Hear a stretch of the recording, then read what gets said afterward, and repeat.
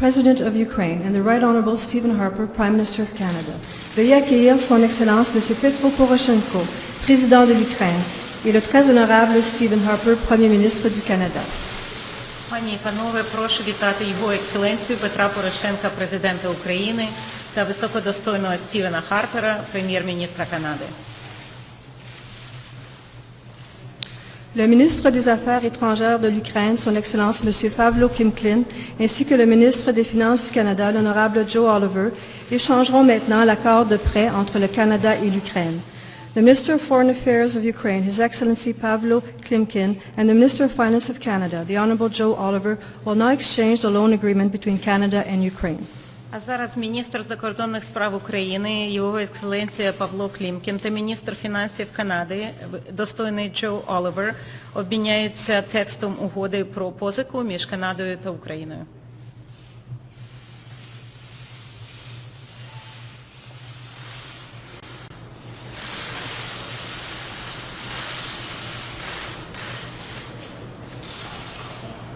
Congratulations, gentlemen.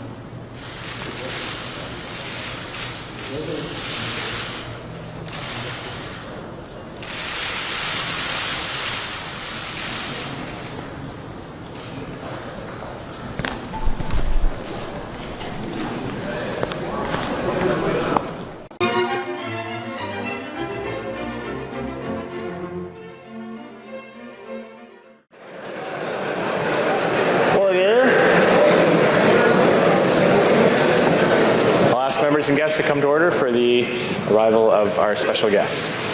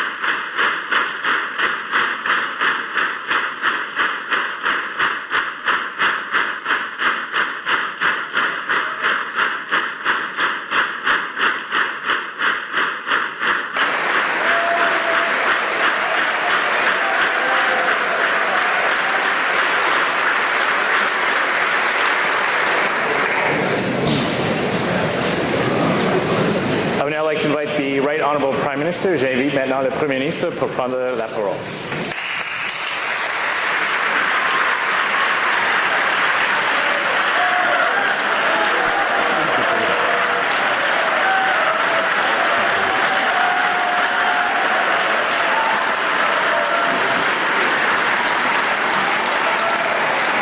Merci beaucoup, Monsieur le Président du Sénat, Monsieur le Président de la Chambre des communes, honorables sénateurs et députés, distingués invités, Mesdames et Messieurs, ladies and gentlemen. It's my great pleasure, I know our great pleasure, to welcome to Canada, to welcome to our Parliament today, the President of Ukraine and his wife, Petro and Marina Poroshenko.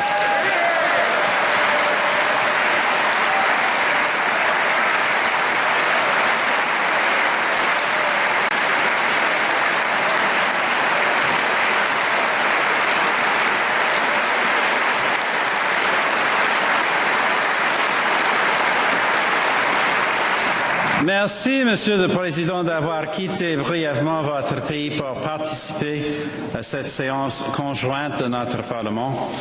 Nous savons qu'il s'agit d'une période cruciale pour vous et pour l'Ukraine, et nous apprécions grandement votre présence ici. Mr. President, you will recall that in June, I was in your parliament to witness you take the oath of office to, quote, protect the sovereignty and independence of Ukraine. I went to Kiev representing not only the government of Canada, not only the 1.2 million Canadians of Ukrainian descent. I went to Kiev representing all Canadians, from all regions, all walks of life, and all parties represented in this Parliament to demonstrate our unwavering support for your nation's democratic future and for the independence of the Ukrainian people.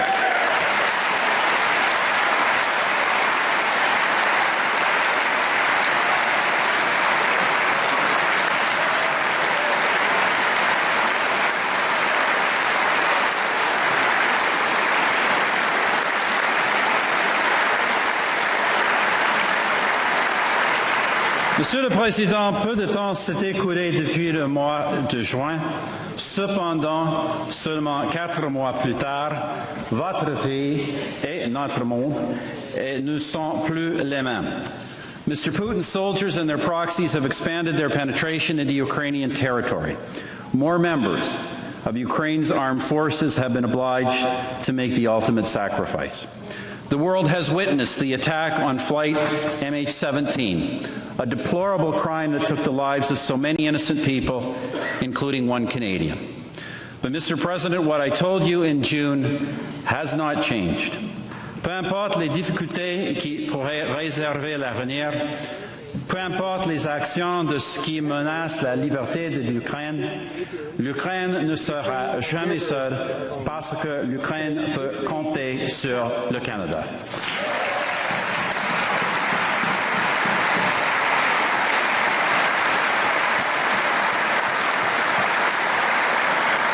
This commitment is almost as old as our country. It began in the late 19th century with the arrival in our West of tens of thousands of Ukrainian settlers, fleeing tyranny and poverty there to help build a free and prosperous society here, but never surrendering the dream that their homeland would one day also share that freedom and that prosperity. It was expressed in the 1960s by Prime Minister Diefenbaker and his demand that Khrushchev grant open elections to, quote, freedom-loving Ukrainians. Cette sympathie s'est à nouveau manifestée à la fin de la guerre froide lorsque le Premier ministre Mulroney a fait du Canada le premier pays occidental à reconnaître une Ukraine nouvellement indépendante.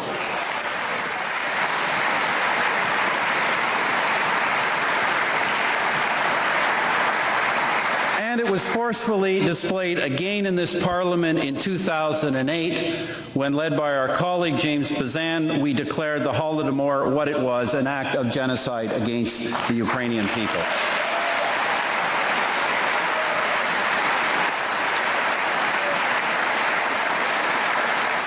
Canadians have now served proudly as observers for 7 successive Ukrainian elections.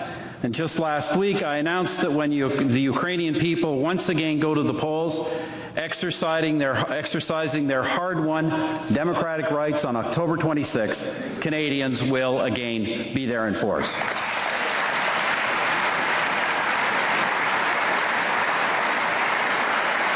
Et nous collaborerons avec nos alliés afin d'aider l'Ukraine par d'autres moyens. We have, in large measure, terminated our engagement with Mr. Putin's regime, suspending his Russia from the G7 and working to isolate it diplomatically.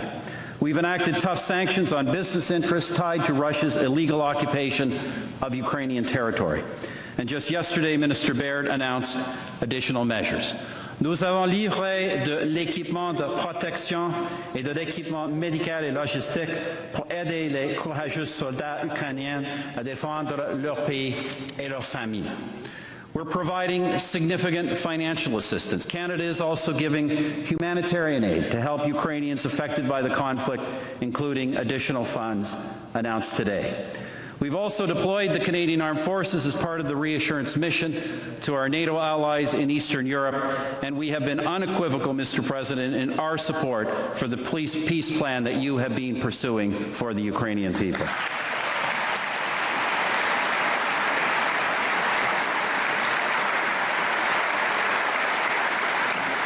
At the same time, let us be clear. Canada recognizes the sovereignty and territorial integrity of Ukraine, all of Ukraine. And whether it takes 5 months or 50 years to liberate it, we will never, ever recognize the illegal Russian occupation of any Ukrainian territory.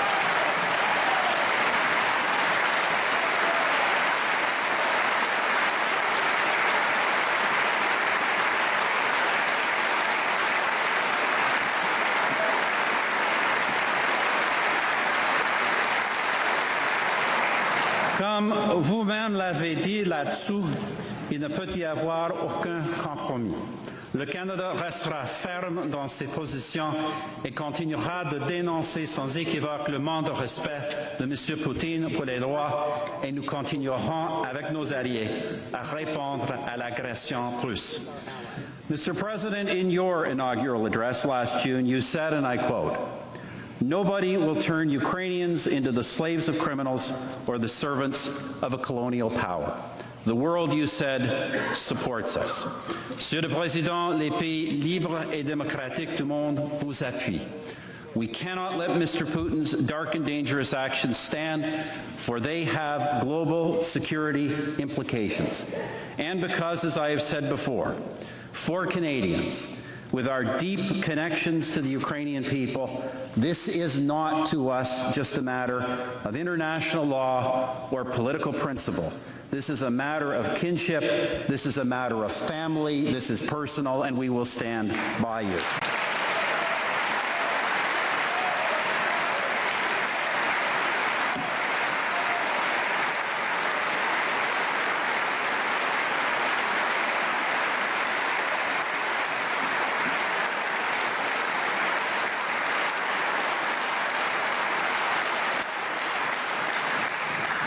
Monsieur le Président, ce n'est pas en vain que des générations de patriotes ukrainiens ont lutté pour la liberté. The Ukrainian people have the right, like all free countries, to seek their own future, to seek a European future of hope and never to return to the darkness of a Soviet past. La population d'Ukraine veut avec raison ce dont nous profitons en Occident: la liberté, la démocratie, la justice, la prospérité. Mr. President, freedom, democracy, justice, prosperity.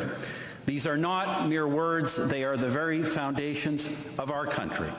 And they are the values that Canada champions around the world, not out of selfish ambition, but because Canadians have always desired these things for all peoples.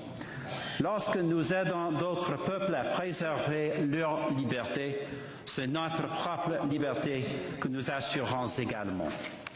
Let me close, Mr. President, by commending you for showing leadership and courage and careful judgment in the face of ruthless and relentless intimidation, and for tirelessly pursuing peace, independence, and security for your people.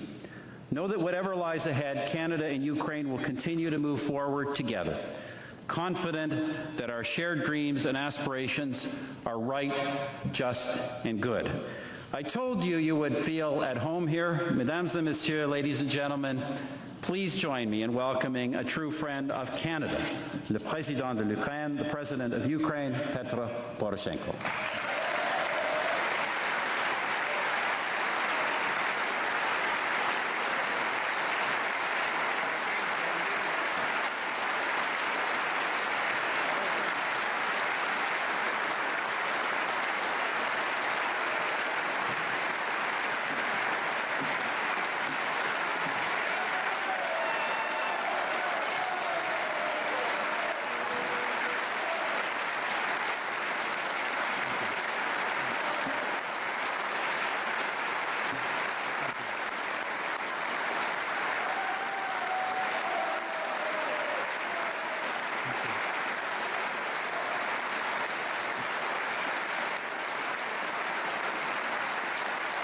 you.